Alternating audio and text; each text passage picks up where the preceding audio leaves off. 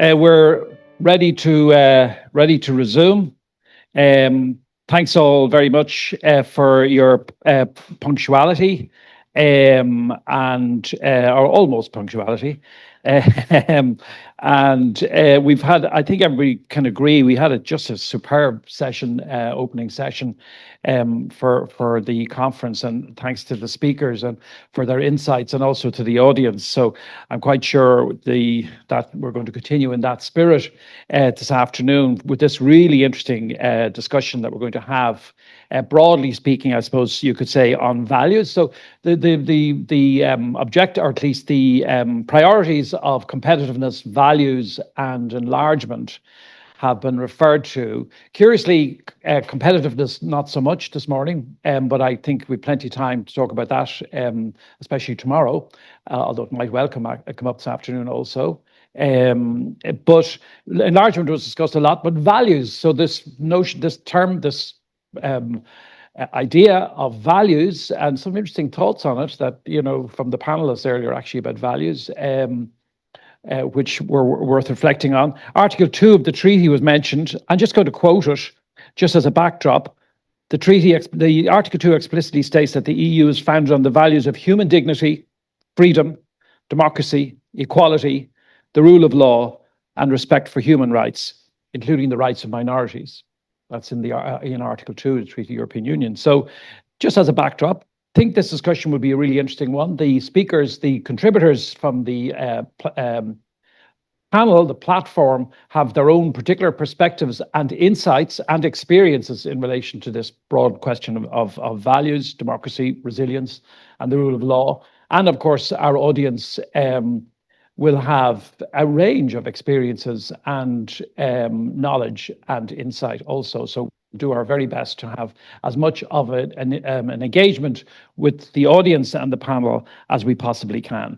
So what I'm going to do is, without, as they say, further ado, just drive straight into it and invite Liz Carolan in the first instance, who's a board member of the ICCL, founder of Digital Action and the Transparent Referendum Initiative. And Liz is known to us here in the Institute, to give us 5 minutes on your just opening take on this agenda. Yeah, so I mean, I'm going first, which is always a treat. And just so I work on digital policy, but I only work on digital and tech policy kind of because I have to. I'm a political scientist and a lover of democracy at heart. I still remember my mom bringing me in when she was voting on the Good Friday Agreement and putting her little X in the box, and the next day crossing out those articles of the Constitution, and just being kind of instilled in me that this concept, this idea, like it is an anomaly in the grand sweep of human history to live in democratic societies, and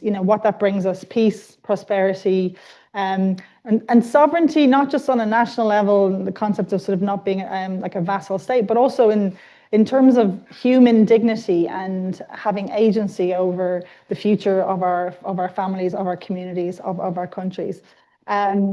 If we look at some of the conditions, some of those kind of those conditions that are really necessary for us to live in this anomalous situation, which we greatly enjoy, like the fundamentals that we think of, and I'm a political scientist, is sort of systems and institutions, and I'm sure we'll get onto that. We also need people to put themselves on the ballot. We need politicians. We need political parties who are able to organize those politicians into some sort of structure, so it's not absolute chaos in our amongst our representatives. We need information. Citizens need access to good quality information. We need to be able to have spaces where ideas can be created and contested. We need a business model for that as well, right? We need people to be their full-time job to tell us about what's going on in the world, and we need civic space for ideas to be created, contested, and generated. And we also need state power and sovereignty in order for this to work. In an earlier part of my career, I worked more in kind of international development, and I spent some time in Sierra Leone and Kosovo and places like that. Having democratically elected politicians doesn't mean very much if they're not able to have the kind of reach and power to both set laws, implement them, deliver on people's expectations and promises. And as I said, caring about that, I have had to care about digital policy for the last decade and for tech policy. And I imagine we're going to get into some of those questions that are arising about the impacts of tech policy on our systems and institutions and trust and belief in those, on the information ecosystem, and on media viability, space to contest ideas and all the rest. But one thing I've been thinking about quite a bit recently is also just how we think about this question of sovereignty and of sovereignty and of sovereignty in particular in the context not necessarily of international threats, but of the concentration of corporate power. And when I start to think about what are some of the biggest threats to the continuation of our democracies and to democratic accountability, I don't think we can look at that now without looking at these questions of concentration of state power. There's a lot of things that are going on in the US right now, which are leading to the erosion of democracy there, but we can't really overlook state capture to a certain extent by particular industries and by particular sort of corporate interests. So that's where my head is at. Super, great. Just to mix it up between local speakers and our very welcome visitors, I'm going to go, rather than to Art beside you, I'm going to go to Jorge Tamames, who's a fellow of the Elcano Royal Institute, to give us an introductory few minutes and thoughts. You might just begin by telling us just briefly about the Elcano Royal Institute. Thank you. Well, it's a pleasure to be here back in Dublin. The Elcano Royal Institute is Spain's leading think tank of foreign affairs. And we've been conducting 2 very extensive surveys of disinformation together with other partners of disinformation in the Iberian Peninsula, so Spain and Portugal. So that's what I'll be looking at. So we'll be looking at disinformation from like what the Spanish example tells us, and also from a more general theoretic perspective. So at the general level, Alex, I hope you forgive me, but I lived in Dublin for a year and I never got to read Joyce. That's just funny. I was working on my PhD at University College Dublin, so I didn't have the bandwidth to read Ulysses. Of course. But I did very much read and enjoy a late Irish political scientist, Peter Mayer, who 20 years ago published a very prescient analysis in which he addressed how what he called the disintermediation of society was causing a sort of a democratic malaise, right? And by disintermediation, he meant the breakdown of institutions that used to mediate between everyday citizens and political elites. So think labor unions if you're a social democrat, church groups if you're a Christian Democrat, neighborhood associations, on and on. These institutions have been weakening for the past few decades, and we've discovered the threats that this posed a bit in the same way as Hemingway's bankruptcy, right? So first gradually and then suddenly. And now we've discovered that lacking these institutions, these mediating bodies, is critical because widening inequality, growing apathy, political volatility, all these things create a very fertile breeding ground for disinformation. And in fact, we see this when we look at the Spanish case. So interestingly, the first thing we see is Spain leads the EU in mistrust towards established media. So I think 58% of Spaniards say they do not trust official news sources. The amount of people who used to care about politics in the space of 10 years has gone from 85% to 52%. So a combination of apathy and mistrust, right? This is deeply corrosive. And we see 2 key vectors of disinformation, and these are events related to climate change and migration. So Spain is at the forefront of both because we faced a lot of extreme weather events in recent years, right? Snowstorms, droughts, floods, wildfires last year. And these are always used as vectors to push false narratives and misinformation. And similarly with migration, Spain has a more open migratory policy than other EU member states as of today. And this is usually used to polarize and to spread false information. So there is a lot of effort being done to combat these narratives at the Spanish level, at the EU level. We can get more into depth into why these efforts face a lot of pushbacks. Recently, it has to do with a lot of what this has been pointing out, right? Tech corporations are engaged in what we describe as a great retreat from the self-regulating and moderation model that they used to participate in, and now they're not interested in doing that anymore. The US, as of today, is openly hostile to many of these attempts to regulate the digital sphere and public discourse. And so this is a very challenging environment, right? To end on a more positive note. There are other examples, sort of positive examples that we don't focus on so much because they yield a good example. And I'll just give a brief one. Spain, even with its landscape, had a very positive experience in 2021 with the vaccination campaigns. The uptake of people was much faster than in other European countries, than in France, than the United Kingdom. When looking at why the reason for this development was, researchers found that the Spanish national public healthcare system enjoys a lot of social trust, right? And among other things, through its primary care dimension, has a lot of one-on-one engagement with everyday citizens, right? So having this sort of close contact made people more trusting of the vaccination process, right? So to go back to Peter Mayer, building this sort of societal resilience, this sort of embeddedness, I think is key in order to give our society sort of antibodies against disinformation, right? So it's not just a question of having the good information out there, the better narratives, even education, but actually having the societal resilience, the institutions, the processes that make societies more protected. I know this is easier said than done, so now is a good time for me to stop talking and we can discuss it later on. Very interesting. I mean, reliable information and processes. Art, you're chief executive of the Electoral Commission here. You give us your couple of minutes to put us in the picture and how you look at this. Thank you, and thank you for the invitation to be here. It's a great pleasure to be amongst experts in this field. And I always hate following Liz, because Liz always raises all these challenges and problems, and then looks to me for the answers to all of these as well. So I might just take a couple of minutes to focus on one area in particular, but at a very high level, there are probably 5 threats to our system of democracy and our electoral system.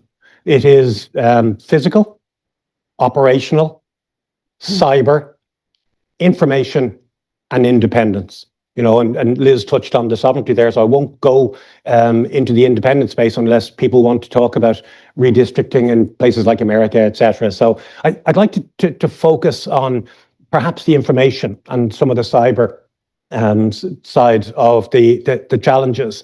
I mean, for those of you who know me, I'm a very simple person, so I look at electoral integrity through a very simple lens. You know, people have to have confidence in the process so they can trust results. It's as simple as that. You know, and our research suggests to us that the Irish people do have great confidence in the process. And our recent election studies have shown that over 90% of people feel that elections are run in accordance with the law, that they're run freely and fairly, and that the officials running elections can also be trusted. But we can't be complacent about this. You know, for those of you who are not Irish, we had our first really sophisticated deep fake in our presidential election, where a video appeared online which indicated that President Connolly, as she now is, had withdrawn from the election and that the election was cancelled. This was carried online. It was very sophisticated because it was a national broadcaster reporting with AI-generated audio and content as well. So prior to these elections, we sat down at the Electoral Commission with all of the main platforms. Now, I understand that it's easier for us than in many other countries as well, because they work a mile down the road. So we got them all in a room and we worked out a voluntary framework whereby they would agree to principles in relation to transparency of political advertising, transparency of AI, and how we deal with mis and disinformation. So we created this framework, an ability for us to work with the tech companies. And in this particular instance, in relation to the video itself, it appeared the night of the final presidential debate. It appeared about 10:30. We contacted Meta, because it was on Facebook, before midnight, saying that this is fake content, it should be removed. And when I got up at 5 a.m. the following morning, the account had been suspended and the video had been taken down. So the system works in collaboration. One of the really interesting things about that is that the broadsheets, mainstream media, and RTE ran with this video for days afterwards. So 1.5 million people saw this video that never would have seen it had it not appeared. You know, so blaming online actors and platforms, it's not as simple as that, because this was the Streisand effect, so you highlight something and say, look at this is a terrible thing. So we need to do some work here. The long-term solution for all of this, obviously, is education, information, public engagement. So media literacy, digital literacy, this is so important. And we need to move beyond mere literacy. We need to move towards competence in the public as well, helping the public identify trusted sources of information when it comes to elections as well. So that's something we can fix in the longer term. But in the next 10 or 15 or 20 years, we need to find a solution to engage with the public to help them before the younger generation can, who are digital literates, can work in this area. Thank you very much. Yeah. Whatever they say about Art O'Leary, they don't say he's a simple person. Yeah. People I meet. You should come home with me someday. Thanks very much. Our final panelist is Andrea Éltető, who's a senior research fellow and head of research group on the European integration, on European integration, I should say, at the Institute of World Economics. The floor is yours. Thank you very much. And I was given 8 minutes because I have the task to describe you the 16 years of Hungarian autocracy. So 5 minutes would be a bit short, but 8 minutes is okay. So we made some research on the longevity of the Orbán system 2 years ago, and we defined the 3 main pillars of groups on this system line. The first was, as it was already mentioned in the first panel, the institutions, especially institutional arrangements.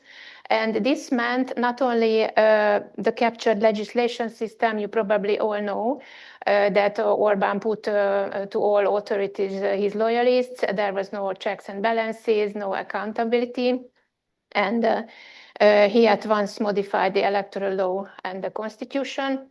And since for 10 years now, Hungary is in an emergency situation, which means that the parliament was quite unnecessary because ruling by decrees was the practice.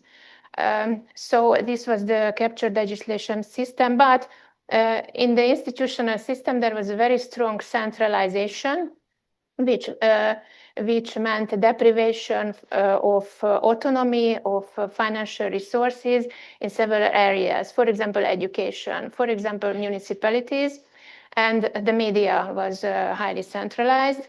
And Orbán not only controlled the National Broadcasting Service, but his foundation controlled around 500 media outlets, journals, portals throughout the country. Without professional ethics, this means that fake news and lies could spread without any problem all around the country. And that's why Hungary was called an informational autocracy, also because no violence was needed. Media was also a weapon. So if somebody spoke out against the system, the media targeted him or her. So there was an intimidation. And finally, the institutional system was characterized by a creativity.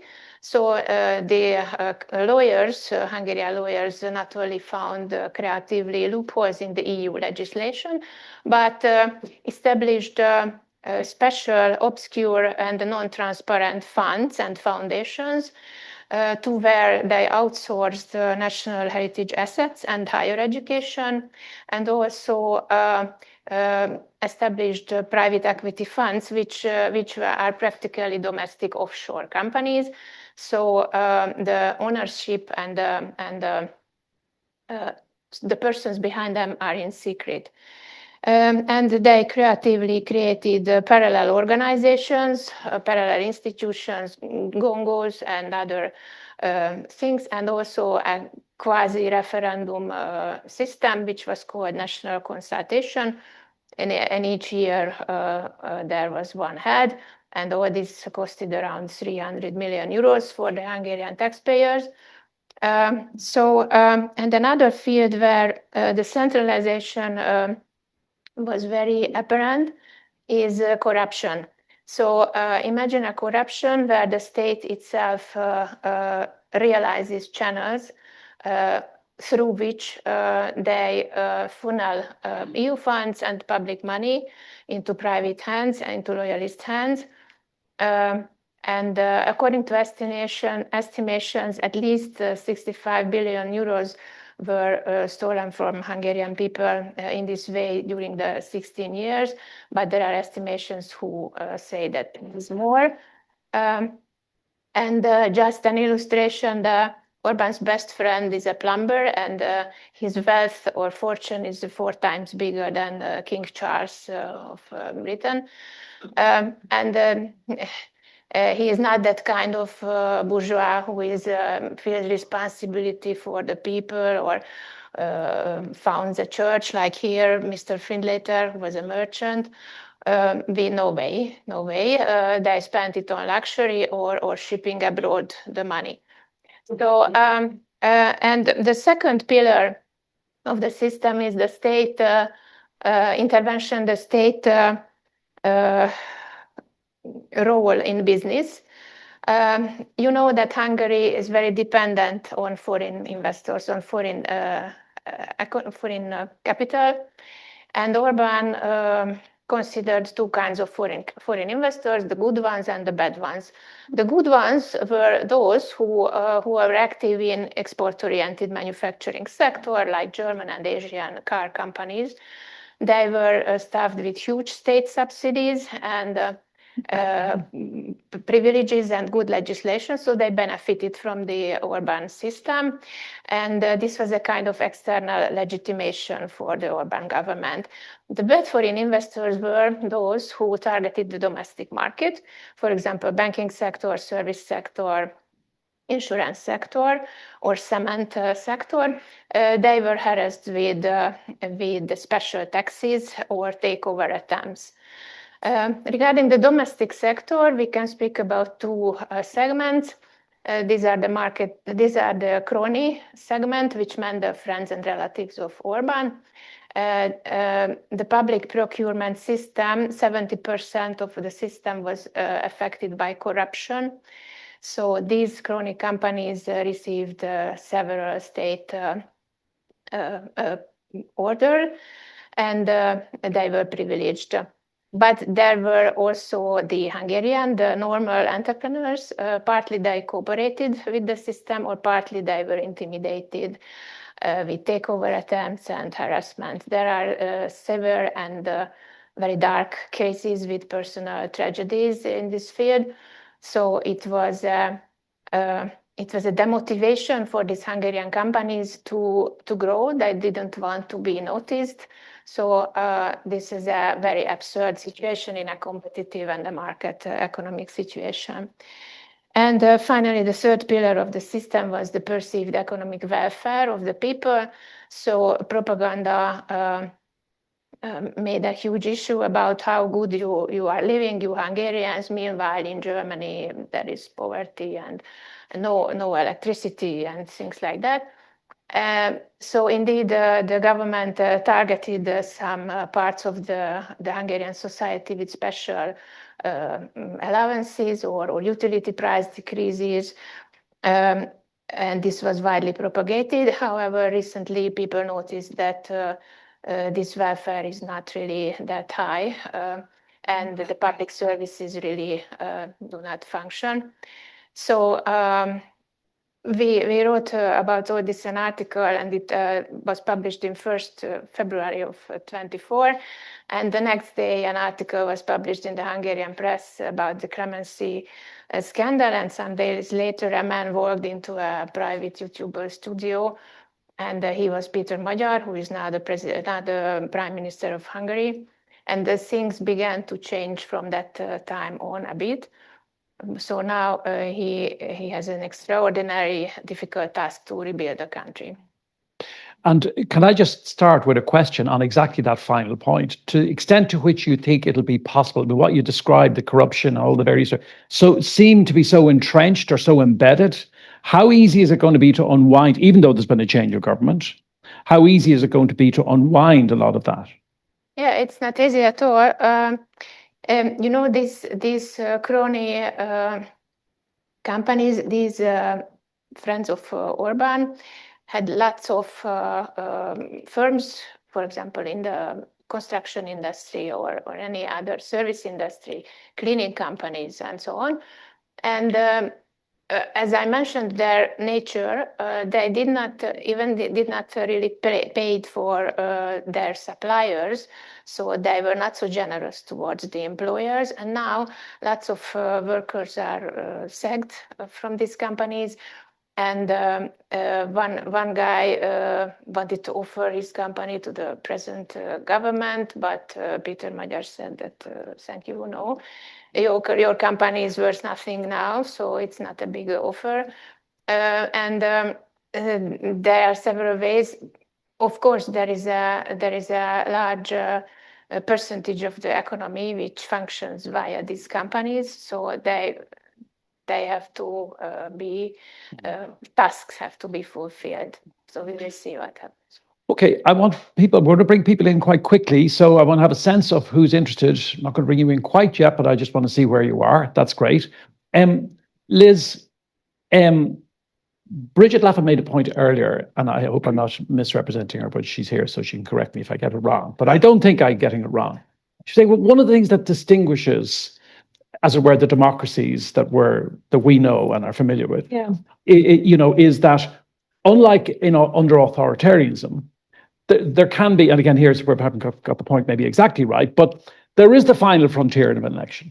Even if one election is corrupted, even if a second one is, there will be an informed electorate and a rich democracy that can be maintained. Even when we saw what happened in Hungary, it doesn't slide into absolute abyss. Yeah, I mean, what's that thing like? Democracy is the worst form of government apart from all the other ones that we've tried.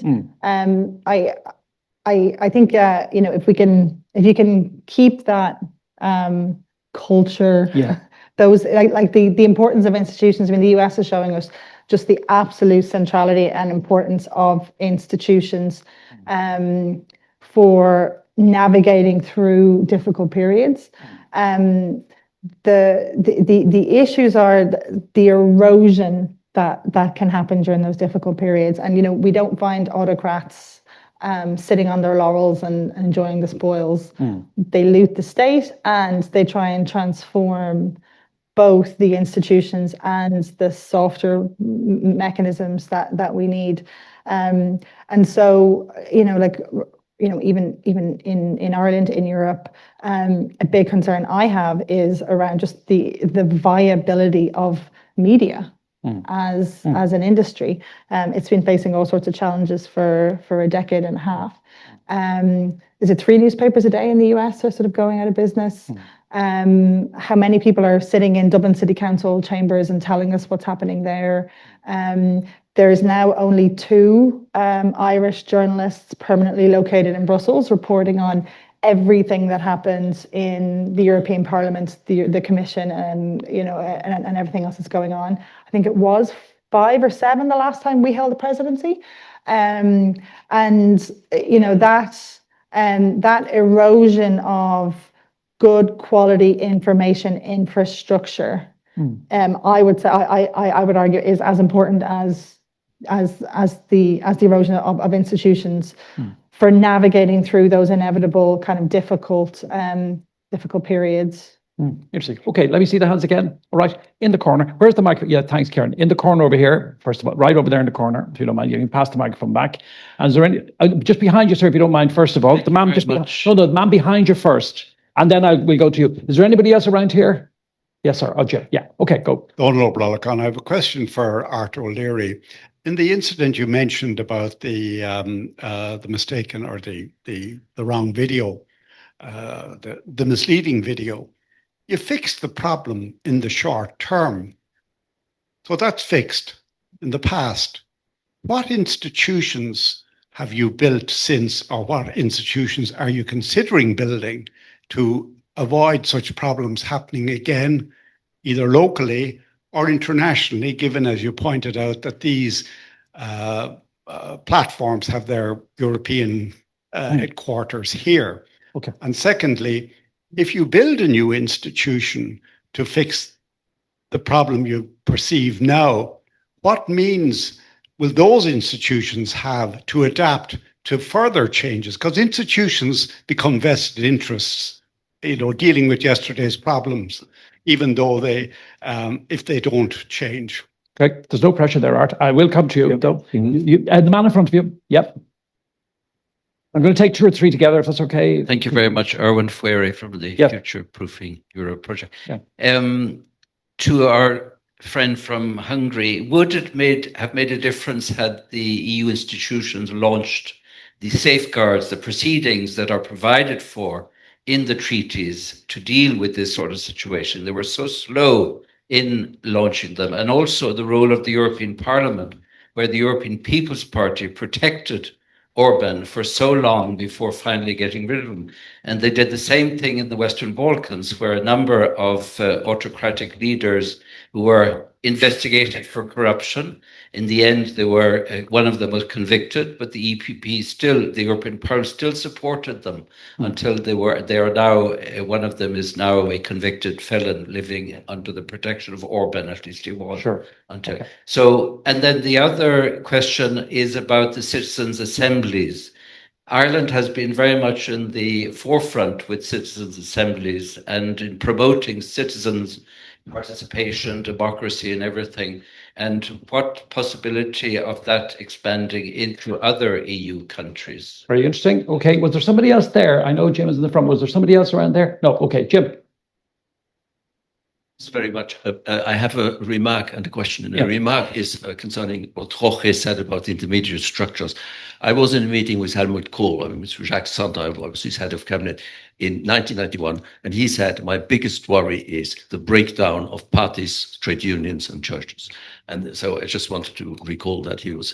But I have a question, which is linked to a recent court judgment. And there, Erwin, I slightly disagree with you because there have been several cases, and there was a big case against the law about so-called children's protection in Hungary, where the European Court in plenary decided that this law was contrary to European rules. It's April this year.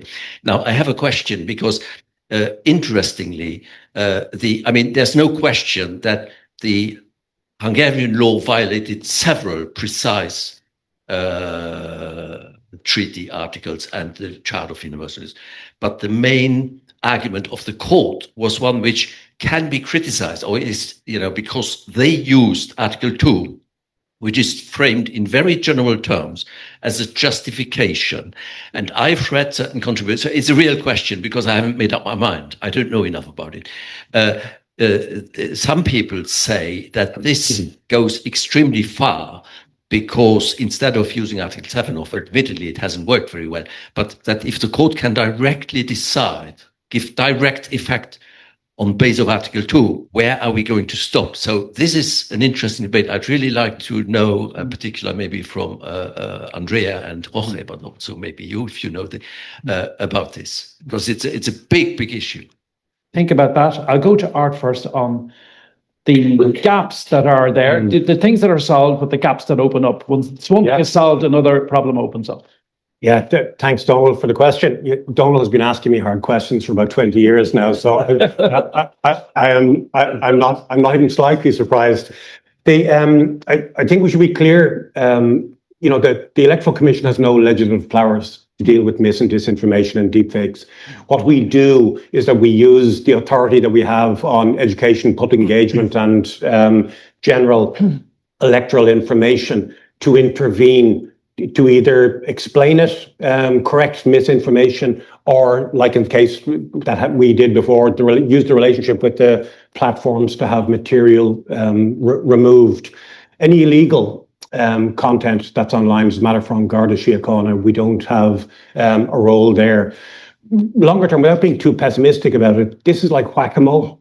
Is that, listen, once you hit something when you see it arising, but because of bots now and because of all the material that turns up online, this is where we have come to the conclusion as a nation, I think, because the original thought is that we could regulate our way out of this problem. We can't.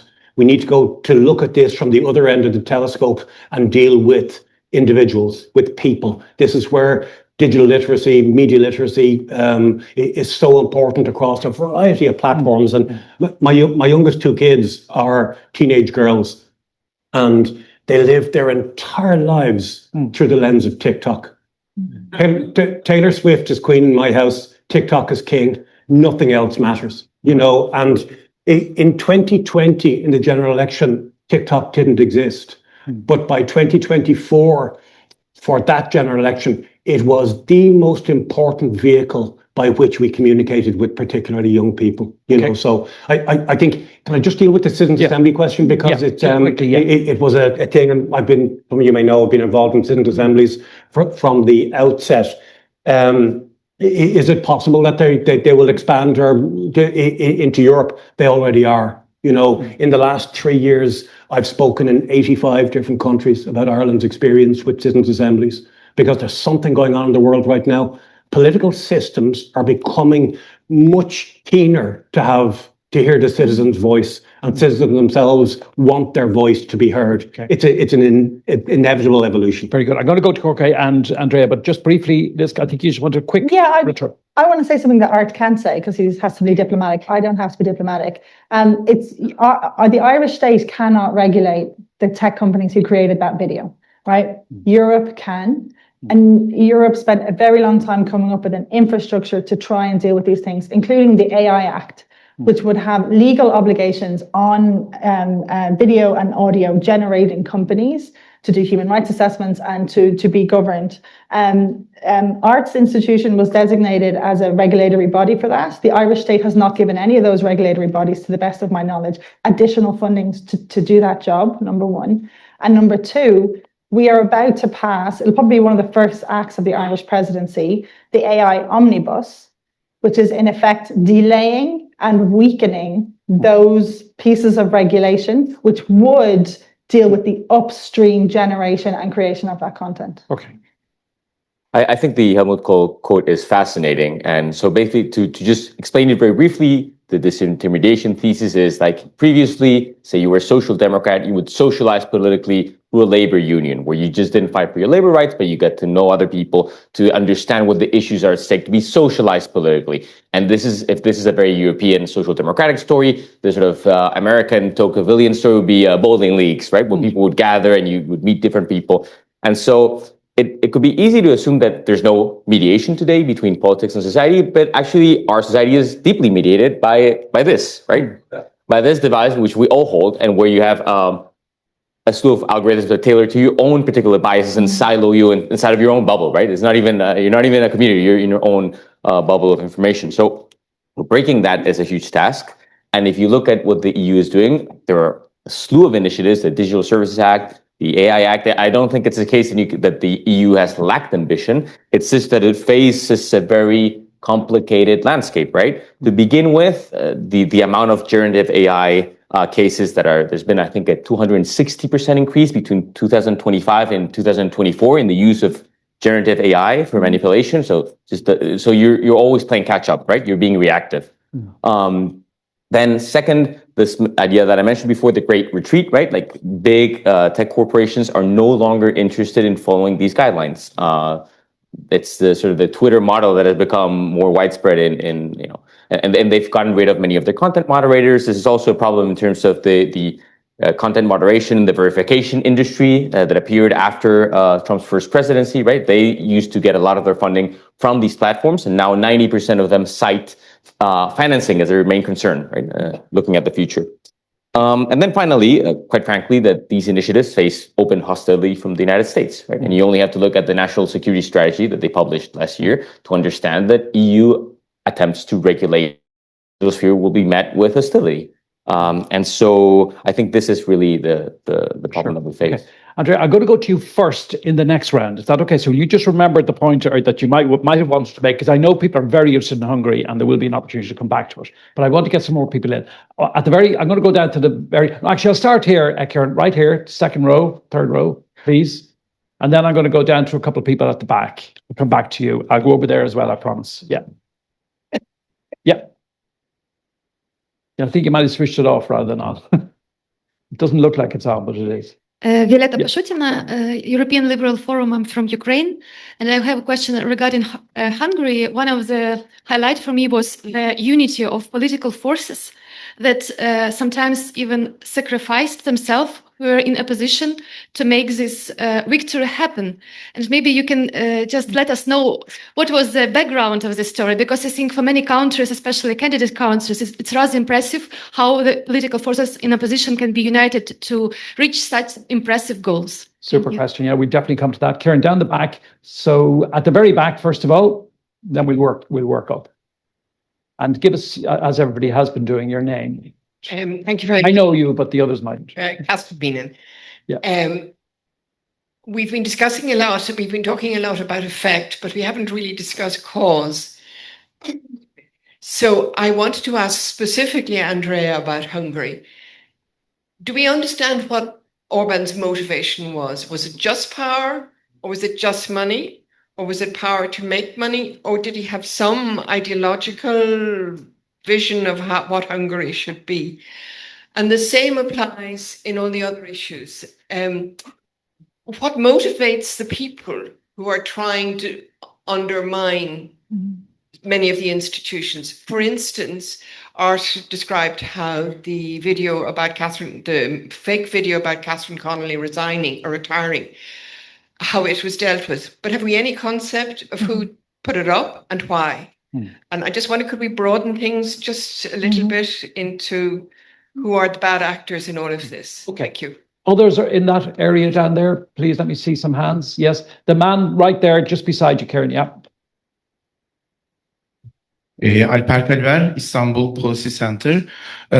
Interestingly, my question is about also Hungary. Yeah, I mean, Orban, like other autocrats, built the regime through judicial capture and other legislative and legal means. I was wondering how far did he use also the discourse of legality in justifying the regime sustainability and construction. So how was the discourse of legality was sort of used by him? And secondly, given all the important judicial and other institutions are packed by Orban loyalists, so how it would be tough or easy for the new government to reverse autocratization? Thank you. Okay, and the man here, yep, yes, yourself. You've been indicating for a man. Matthew McLaughlin Merela from TIDOP in Spain. I want to touch on the second value that's on the title of the panel that we didn't discuss much. So we have resilience, which is a reactive force. It's something that you need to act from the outside. And I really asked myself, is this part of the European problem? We present ourselves as bearers, or we need to suffer the outside world, our divisions, the fact that we are 27 member states. And then when you look at the ideas on the table, we have either federalists or we have sovereignists. And it seems like there's nobody defending what Europe is actually becoming, which is a multi-speed bloc with many different arrangements and countries. So my question here is, do we have a problem of values? Because it seems like it's somehow a non-position that everybody can get around, but maybe we should aim for something different, aim for something that is possible. That's a really thoughtful question. Andrea, there's three kind of directed towards, not you personally, but the Hungarian situation, the opposition, the question of how Orban actually operated, Catherine's point at the back as well about bad actors and how do we know who's doing all this? Yeah, so first I have a remark to the Yes. AI question, Of course. because I think it can be really a danger for democracy. As we experienced in the Hungarian election campaign, the government itself produced a fake AI video where a child asks her mother that where is my father, and then they showing how the father is just shooting in the head, and the message was if the TISA wins, if Peter Magyar wins, the people will be brought to the war. So this was a very serious and nasty fake video and spreading via this media network all over the country. So this can be dangerous. But as you mentioned, TikTok and Instagram and this social media, it is also was useful. This was also useful because Orbán lost the youth, so under 30 years, practically nobody voted for him. And these influencers, young people, via this short Reels videos, could spread information. So regarding the EPP question, you are right. The EPP shielded Hungary for a long, shielded Orbán for a long time, and as he had a very good lawyer group, they knew that this Article 7 procedure was not really effective and will not be effective. What was effective is the conditionality mechanism and the milestones that the Commission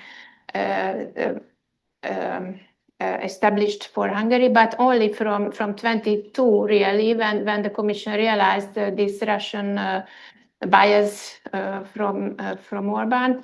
So yes, regarding the opposition forces united, I would say the opposition was not so much united, but it was eliminated. So this was not a real opposition before Peter Magyar, and that's why Hungarians were in a deep apathy. So they did not know who to vote. And for example, I think Serbia has now the similar problem with no existing real opposition. If there is no credible alternative, then it would be very difficult to find somebody. And you know, Peter Magyar was coming from inside, from the Fidesz, and he just spoke out, and he was considered to be credible by practically everybody who just got very much fed up with the system. So people just accumulated behind him and pushed him forward. Regarding the motivation of Orbán,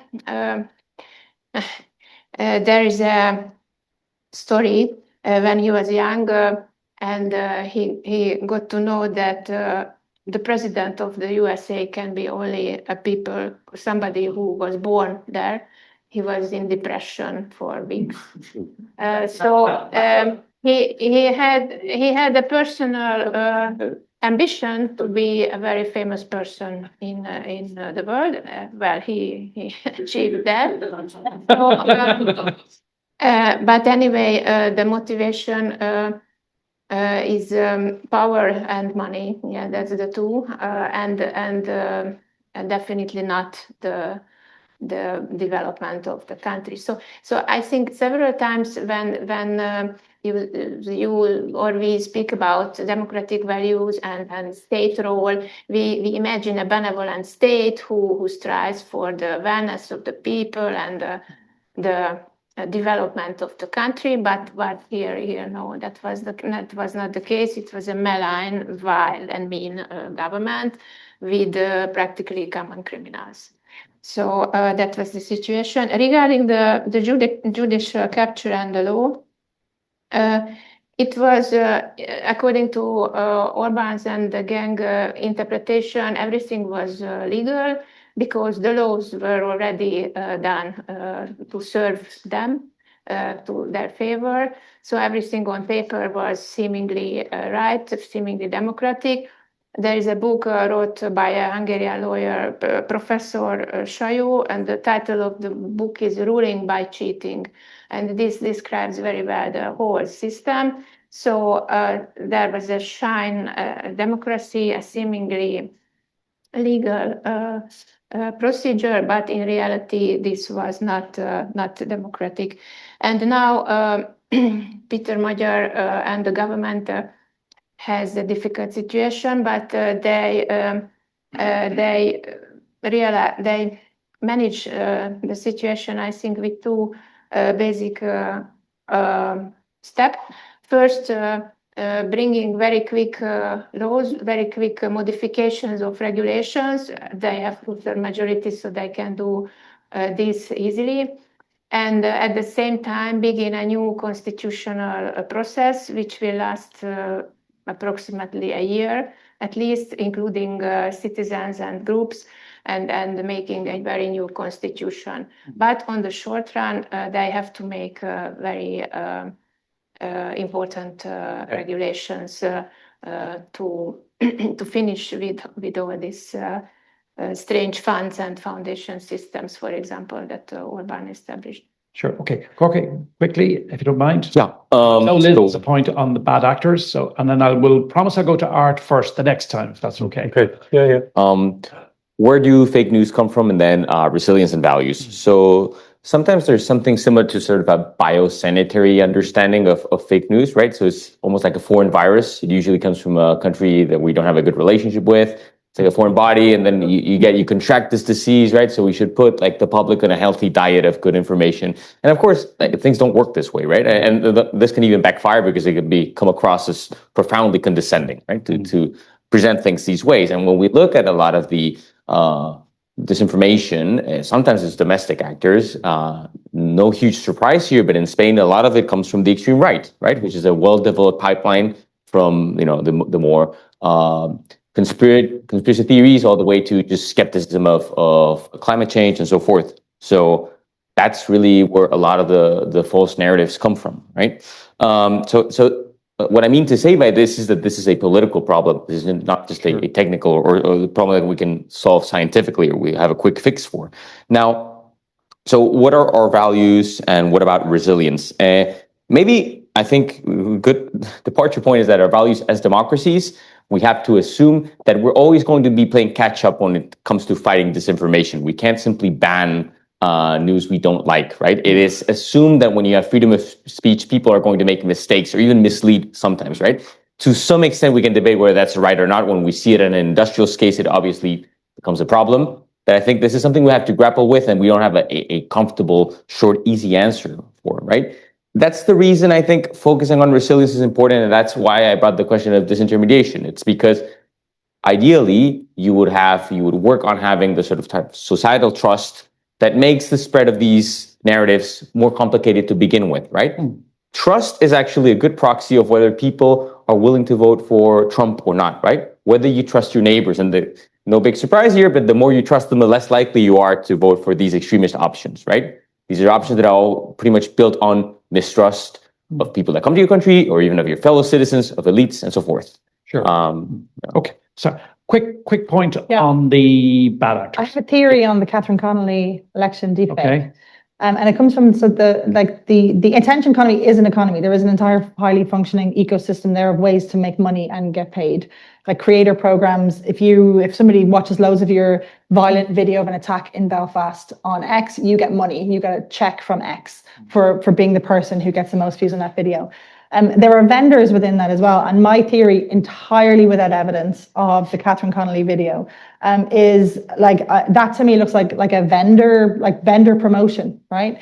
So I have a deepfake technology that I'm trying to sell clandestinely to all sorts of clients. I create something like this. I get RTE covers it, the newspapers cover it. I get lots of attention.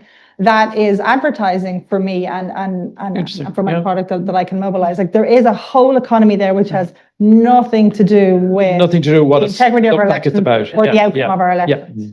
Kieran, there are 2 or 3 people over here. So let me just see the hands, please. Yes, over here, Kieran, if you don't mind. Right over there at the edge, over at the screen. Woman there behind you on the second row. Was there somebody behind as well? Yes, there are 2 there. So starting with you and then the woman directly behind you. Thanks, Nicoletta Pirozzi from the Institute for International Affairs in Rome. My question is particularly to Jorge, also to Andrea on the basis of what you said, because we have done also a lot of research on disinformation and foreign interference. And one of the major gaps that we have identified in the approach and also in the response of the European Union is the fact that we often underestimate the domestic factor. We see this phenomenon as something important from the outside, but we don't capture really how domestic domestic stakeholders can really co-create this phenomena of disinformation by disseminating, amplifying. So, for example, all the parajournalistic outlets that we have in different member states, influencers, local actors. You spoke a lot about trust. Of course, these people have the trust of the citizens within European countries. So I wanted to see if you had the same understanding of the situation, what we could really do for this at the EU level, given that there are issues regarding freedom of speech. So it becomes complicated to tackle also this phenomena locally. Thank you. Very clear. Woman directly behind you. Yeah. Hi, my name's Sophie Cantwell-Kelly. I'm a recent graduate of Trinity College Dublin in political science and geography, and I'm currently working in communications and social media management. So you want a job? Yeah. I'd love one. Yeah. So I wanted to come back to what Liz said at the beginning about erosion of good quality information structure. And I'm really interested in what you see as the solution to that. I'm interested to hear what role you think social media can play in serving as a remedy, as opposed to just another dangerous tool for informational asymmetry. And that kind of touches on what Andrea mentioned in terms of under 30s becoming disinterested and disillusioned with Orban. So I guess, how do we reframe how we see social media as a tool in upholding democracy? For Liz, how do we regulate for that? And for Art, how do we utilize that in tackling the informational threat to democracy that you mentioned? And for Jorge, how do we reframe it to use social media to tackle political apathy? Well, you've asked your questions with commendable efficiency. But we can't guarantee that we'll be able to get to all of them, but thank you very much. Yes, this man over here, and I know Francis then. Is there anybody else in this section here who's bursting through? Okay, that's great. Yeah. Paul Schmidt from the Austrian Society for European Politics in Vienna. My question goes to Andrea. Andrea, I remember very well your perfectly and very interesting organized TEPSA Pre-Presidency Conference in Hungary before the Council presidency. And of course, at that time, there were governmental officials also on the panels. And I remember we talked about the rule of law. And one of the representatives then said, we in Hungary, we do have our own definition of rule of law, right? Mm-hmm. So, and for many of us, this year, the Europe Day is not the 9th of May, but in particular the 12th of April.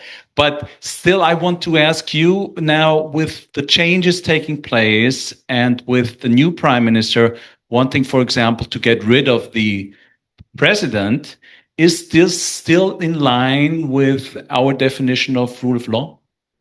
Okay, and Francis.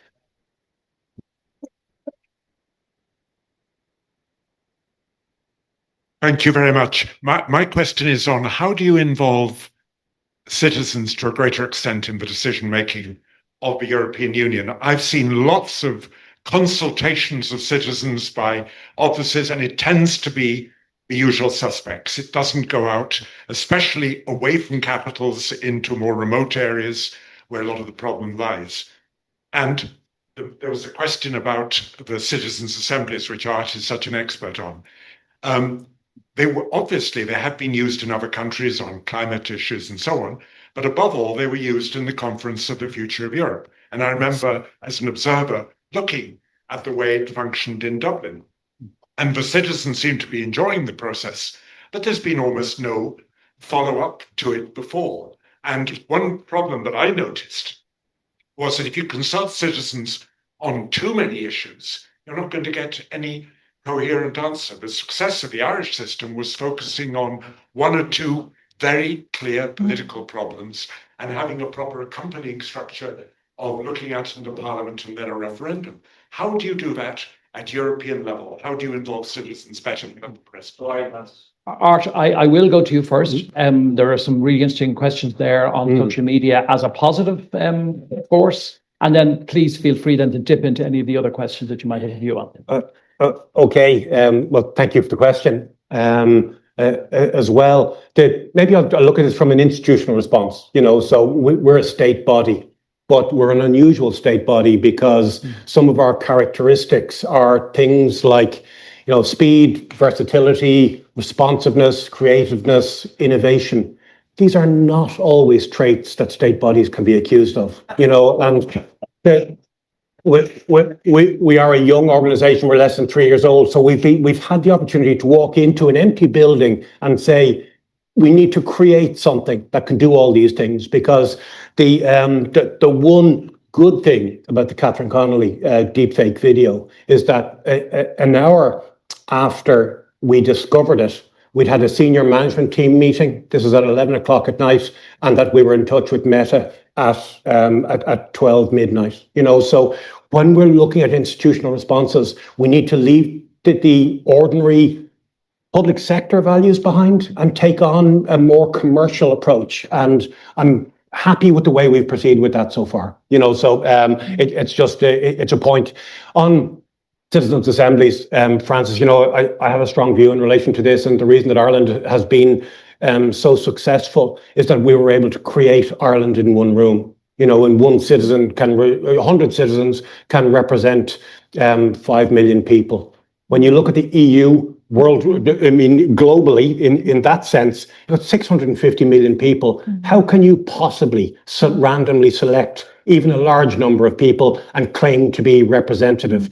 The only way to do this is to chunk it up, break it into smaller pieces and have representatives of regions, if not countries, and then get them to meet together at the very end. This idea that you can put 100 people in a room in Brussels and say they represent Brussels, to me, doesn't work. And you're absolutely right. The reason for the success and the transformational change, societal change that has happened in Ireland is because they dealt with intractable political problems. This is ones where the political system said, we're not able to deal with this. We need some help.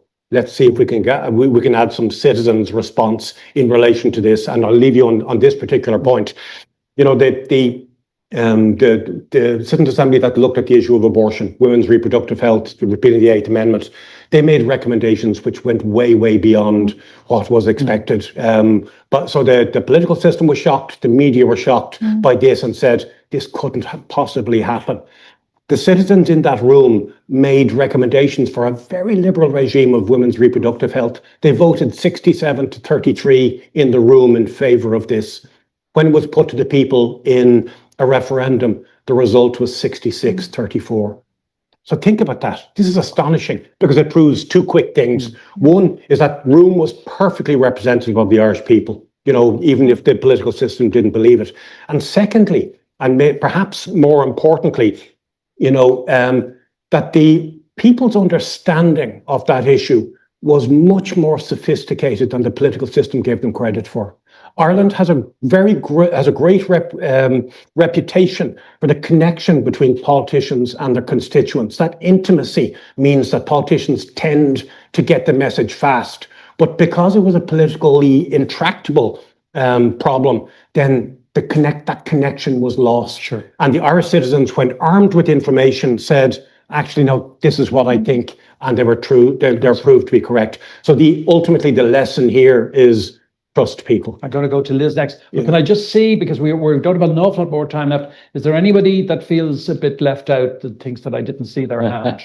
No. Okay, that's great. But there still might be another opportunity, but just in case. Yeah, Liz, so before you do, but just that the question about the rule of law and a kind of a differentiated sense of what the rule of law means that the man over the front asked the question about, and in Hungary, like we meet here in the institute, like we've met with senior Chinese representatives here, we've met with actually senior Iranian representatives here, and I've sort of tried the discussion sometimes in private, but sometimes more publicly about issues of human rights. Universal questions as to what human rights must mean. There must be some universal sharing of what humanity means by human rights, or the rule of law indeed. Perhaps equality is a bit more contested. But again, I'm reflecting on the Article 2 of the treaty. Like it is open sometimes to people or countries or regimes to make the argument that, look, yes, we do respect human rights, but your idea of human rights is not what we think human rights means. Now, I'm not saying that's a feature within the European Union. There's probably more of a shared sense in the EU, but just, I mean, on the rule of law point. Yeah. Maybe you didn't want to deal with that. And I'm not a human rights lawyer, but I mean, these definitions were hard fought. Yeah. And very, very, they were born out of the post-World War II order. Like they were very difficult lessons that we had to learn that enshrining these things. And I wouldn't say it's just in China and other contexts where chip, erode. There are, and this is not my area, but there were also processes going on within Europe about redefining that. And do we really mean all people or do we mean citizens? Like that kind of chipping away. It feels like the worst case scenario is receding from our memory when we look at human rights. That's the only, I think, contribution that I can make on that point. But and I guess it builds on what Art said and your kind of excellent point of like, but what are the solutions here? And I think like I look at kind of two levels. And so to Art's point, it was 66% in the Citizens' Assembly. I think it was 2/3 then in the Parliamentary Committee, and it ended up being 2/3. From memory, I think that the Oireachtas TV, the kind of the broadcasting, the C-SPAN, the Irish C-SPAN, I'm pretty sure that nearly crashed. The amount of people who were trying to watch this parliamentary committee happening, and to me this goes to, and Jorge, you said it about the trust in doctors meant that people got their immunization. The best way to counter bad information, we have all these different infrastructures, is good quality information from sources people can trust that reaches them where they are. And so to me, we should be piling money into good quality public media. And I know RTE is beating itself with a stick and has management problems. This is our national broadcaster, it has management problems, but we are cutting a highly trusted source of good quality and rigorous information just at a time when we need good information. I mean, we should be giving it 10 by, there's all these different schemes that we have, podcasts, social media influencers, like all that kind of stuff, but from trusted, credible people, because you can see all the noise and all the bullshit. And then if it's somebody that you know who says something to you, then the other end of the spectrum for me then is competition and concentration of corporate power. That is how you end up with everybody having to be on one platform, and then a tweak to that algorithm or something else that happens there, having such an outside influence on what everything is happening. So those are the two solutions that I'd be looking at. Actually, I'll go to Andrea, if I may, because I'm still struck by this point about the ability or the seeming ability for people to argue that yes, it's the rule of law, but not quite what you mean by the rule of law. Yeah, but first some words about the disinformation. You asked what to do. So I think it is the very, very important step to educate people, and social media can be very useful in that respect. For example, how to recognize fake news. If you read something very strange, just you have to check in several other sites. You have to trust 2 or 3 portals and check everything. And I think language is very important, how they use the language, both these populist forces. For example, they say remigration instead of deportation and things like that. And also the other side should name things. I mean, Hungary was an autocracy, so don't name it as a hybrid regime, illiberal system, or a special system, or anything. So it is very important to how do you use the language. Regarding the rule of law and your question, there is a school of lawyers in Hungary who are saying that rule of law should be based on values and not technical legal steps. And they say that now this was not a government change, but this was a systemic change, a system change. And on the basis of that, all these law changing and lawmaking the urban system did is not valid. So there is a reset now, from now on, a complete reset, a new white paper, and we have to start a new legislatory procedure. So that is how they imagine. And I think it's true that because, in 98, when the communist system collapsed, Hungary was a bit like forced from outside, Gorbachev and all this happened from... So it was not us who fought for that change, but now it was the Hungarian people. 80% participation rate is quite high, so they definitely feel that they participated now in this system change, and they want real change. They don't want to repeat this system anymore. Sure. Okay. You will be having the last word, I'm afraid. Okay. So over to you. So I fully agree with the fact that there's a lot domestic misinformation. Yeah. And I mean, should we really be surprised? Domestic actors know better than foreign actors where you can press and where are the weak points in national debate. And they sometimes have more to gain, right? And I think furthermore, that sometimes there is a tendency to blame domestic issues on foreign actors. We had this in Spain. We had Russian misinformation during the Catalan independence crisis, but this is a crisis that was mismanaged by Catalan and Spanish political elites, right? And it would be a bit comforting to say, oh, everything was going along well until, the Russians came and spread misinformation. And I think in many ways this is a cop-out. I don't want to make less of the fact that there was Russian misinformation, but I think it's important to keep this in mind. So what to do about it? Is there like a good social media that we can have? I think here there's basically a business model problem. These platforms, their business model is based on making you angry, right? Because then you spend more time in those platforms, or in chopping your attention span into smaller and smaller bits. So I think a healthier relationship with social media platforms would necessarily involve spending less time on them, right? I think this is an important departure point. And I like to think, I don't have the solution, but an analogy I like to think about is, in a way, smoking regulation. So nowadays, you see videos of parliaments 50 years ago where everyone is smoking inside, and it's really shocking, right? And you think, wow, that's almost violent to be in that sort of environment, clogged with smoke. Maybe we can start enacting measures that 10, 20 years from now will make us, see these scenes of everyone just like staring at their phone and say, oh, wow, we've gone a long way from there. Can you use social media positively? So I'm not a sort of like a techno-pessimist. I think there are some examples of positive use of social media in politics.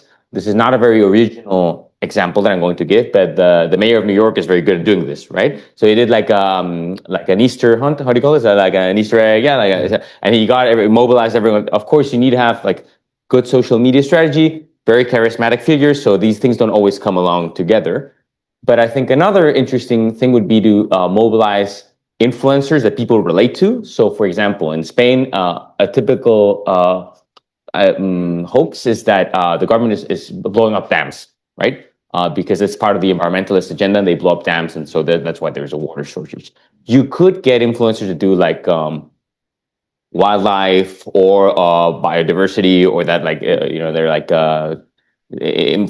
do research on agrarian conditions and take them to an actual take them on an excursion to a dam, and they can show their followers how it works, and it's interesting, right? So this you could have these sort of partnerships and initiatives to make information available, especially to younger audiences, in a way that they find friendly, or that they and they will not realize that they're being consuming politics, which can be alienating to a lot of people, because at least in Spain, it's highly polarized. So this might be, but I think we should keep in mind that probably a healthier relationship with social media would involve spending less time on social media. Super. Thank you very much. This has been really fascinating.